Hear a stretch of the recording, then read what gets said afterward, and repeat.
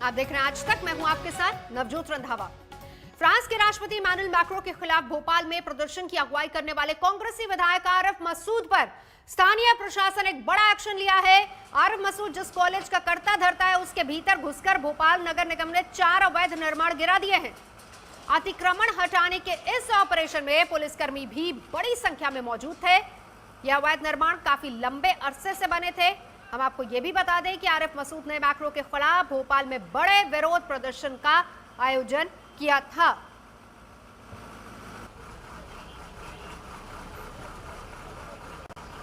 Bhopal municipal corporation ने Indira Priyadarshini college के अंदर 4 स्ट्रक्चर्स को डिमोलिश किया है, ज़मींदोज किया है।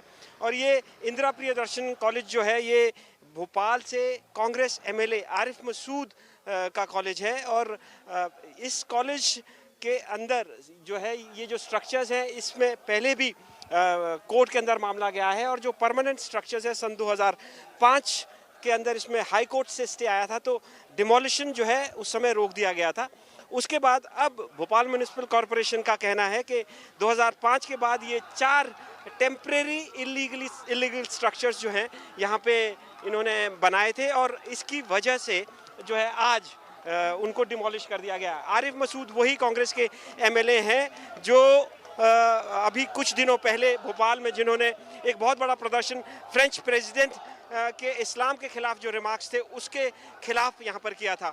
बड़ी उसको लेकर के सरकार के साथ उनकी तनातनी भी हुई थी और उनके खिलाफ मुकदमा भी दर्ज किया गया था, क्योंकि उन्होंने डिजास्टर मैनेजमेंट एक्ट की कुछ धाराओं का भी उल्लंघन किया था। सरकार का कहना था कि कोविड की SOP जो है लागू थी, प्रोटोकॉल्स लागू थी, उसके बावजूद भी वो प्रदर्शन किया गया। हेमेंद्र इस वक्त हमारे साथ जुड़ चुके हैं। हेमेंद्र, क्योंकि भोपाल म्युनिसिपल कॉर्पोरेशन की तरफ से यह एक्शन लिया गया, मामला तो 2004 से, यही तो बात कही जा रही थी कि तभी से इलीगल कंस्ट्रक्शन वहां पर चल रहा था, लेकिन टाइमिंग को लेकर अब सवाल उठेंगे।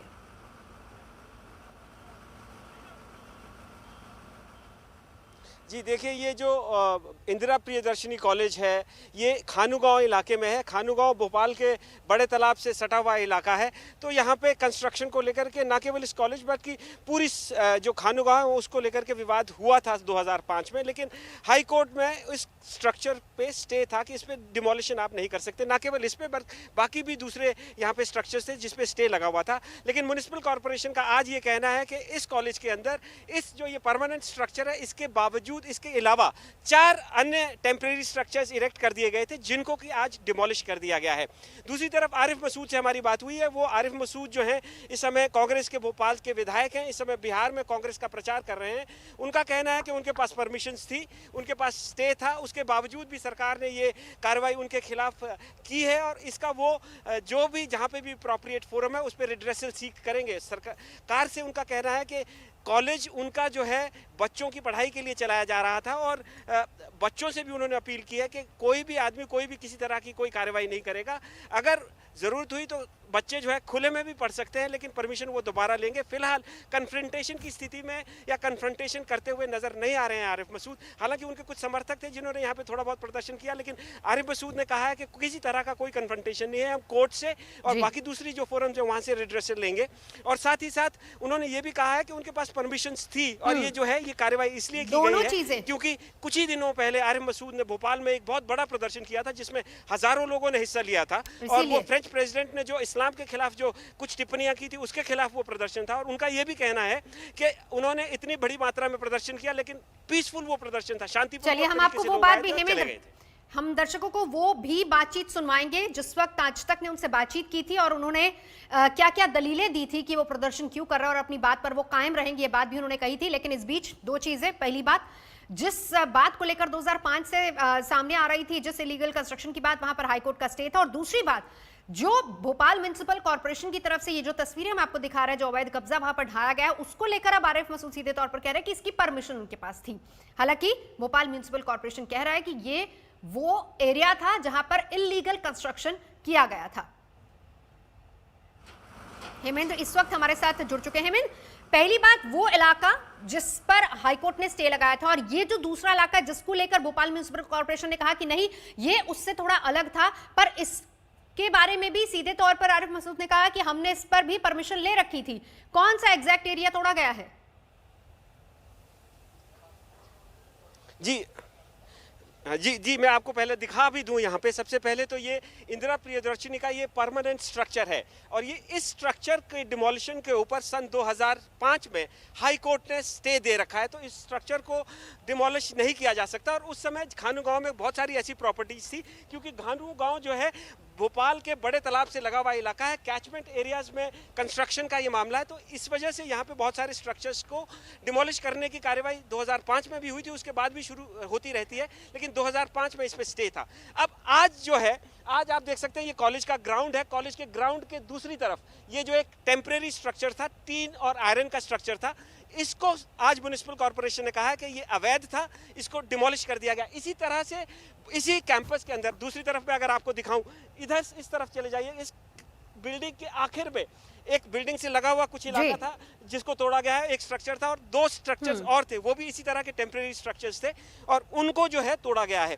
आरिफ मसूद का कहना है कि इस बिल्डिंग के साथ साथ इन स्ट्रक्चर्स भी उनके पास परमिशन थी और ये बच्चों की पढ़ाई के लिए इन स्ट्रक्चर्स का इस्तेमाल हो रहा था। बहरहाल ये तोड़ दिए गए हैं और वो कह रहे हैं कि अगर परमिशन मिलती है तो बिल्कुल नजर बना रखिए। हेमंत हमारे सहयोगी पूरी जानकारी इस मामले में दे रहे थे और इस बीच आगे बढ़ेंगे बिहार से खबर, क्योंकि चुनावी जंग में प्रचार का आज आखिरी दिन है और आज केंद्रीय मंत्री गिरिराज सिंह ने लव जिहाद का मुद्दा उछाल दिया है। गिरिराज सिंह से खास बातचीत हमने की, उन्होंने कहा कि लव जिहाद पर कानून के लिए वो नीतीश कुमार से बात करेंगे।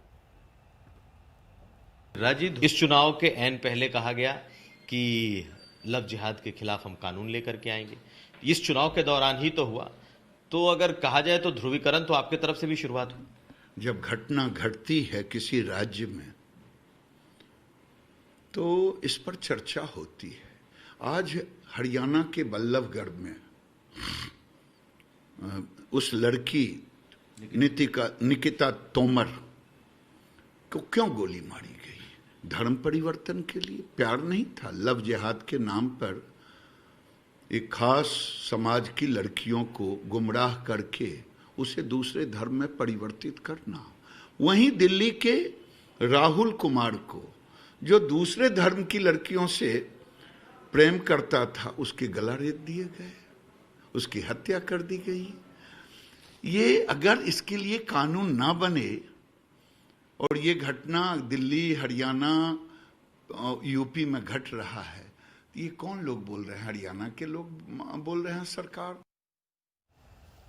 और उधर बिहार के डिप्टी सीएम सुशील मोदी ने 3/4 सीट पर जीत का दावा किया है। देखिए आज तक से खास बातचीत में सुशील मोदी ने क्या कहा। असेसमेंट कैसा रहा है पूरे, अभी आज आखिरी दिन है चुनाव प्रचार प्रसार का? देखिए, एनडीए के पक्ष में आंधी भरी है बिहार के अंदर। जो विकास का काम हुआ है और नरेंद्र मोदी, नीतीश कुमार, तो हम लोगों ने जो 15 साल काम किया, लोग आज उस पर वोट दे रहे हैं। मैं तो विपक्ष को चुनौती देता हूं कि अगर हिम्मत है तो बिजली को मुद्दा बनाएं, सड़क को मुद्दा बनाएं, पीने के पानी को मुद्दा बनाएं, बाढ़ को मुद्दा बनाएं, माइग्रेंट लेबर को मुद्दा बनाएं, कोरोना का मुद्दा बनाएं। हर मुद्दे पर हम लोगों ने जीत हासिल की है। तो दूर दूर तक कहीं कोई लड़ाई नहीं है, एक तरफा लड़ाई है और एनडीए प्रचंड बहुमत के साथ बिहार में सरकार बनाने जा रही है। कितनी संख्या देख रहे हैं आप लोग का? असेसमेंट कैसा रहा? पहले संख्या पर कुछ मैं कहूँ 3/4 बहुमत से सरकार बनाएंगे, मैं तो यही कहूँगा। क्या लगता है कि तेजस्वी यादव का 10 लाख का रोजगार का कोई मुद्दा, मतलब लोगों से कनेक्ट? कोई मुद्दा नहीं है, सब कोई मुद्दा नहीं है। 52 से लेकर हर चुनाव के अंदर बेरोजगारी एक मुद्दा रहता है, इसलिए रोजगार, महंगाई, ये हर चुनाव का, लेकिन लोग इस पर वोट नहीं करते। और हम लोगों ने लोगों को रोजगार दिया है। आखिर सड़कें बनी तो लोगों को रोजगार नहीं मिला होता तो सड़कें कैसे बनती? अगर घर घर बिजली पहुंची तो लाखों लोगों को रोजगार नहीं मिलता तो बिजली कैसे पहुंचती? सड़कों का जो जाल बिछा है, जो पुल पुलिया बना है, तो रोजगार का मतलब केवल सरकारी नौकरी नहीं ना है।